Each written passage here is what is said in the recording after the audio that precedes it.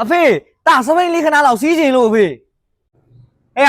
အဲ့စပိန်ကမင်းစီးလို့မရဘူးနော်မစီးနဲ့အဖေရလဲ မိမကြီးငါခုဘက်ခဏသွားအောင်မယ်ဟဲ့ ဟာသွားပြီစီးမယ်ကွာစီးကြည့်ဦး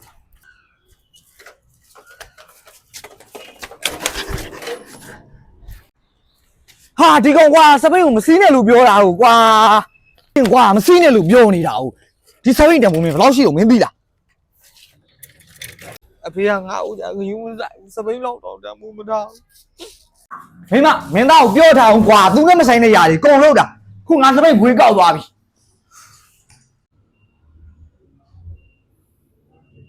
ဘာမှမစောင်းမှန်းကမ်းမှန်းမသိတဲ့ကောင်ရတယ်သားအိမ်မှာမနေတော့ဘူး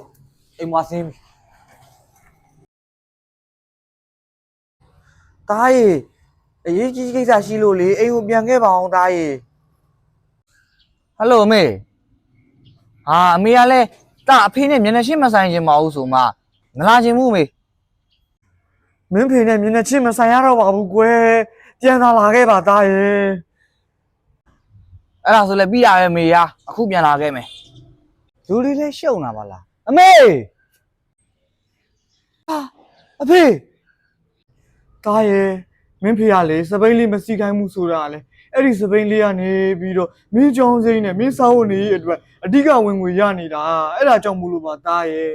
မင်းထွက်သွားပြီးတဲ့နောက်ပိုင်းမှာမင်းဖေကလည်းမင်းစိမ့်နဲ့ပဲကျမ်းမာကြီးစိုးရွားစွာနဲ့ဒီလိုအခြေအနေကိုဖြစ်သွားတာကွအဖေစီဒနာတွေကိုတားနာလဲပါပြီဖေရဲ့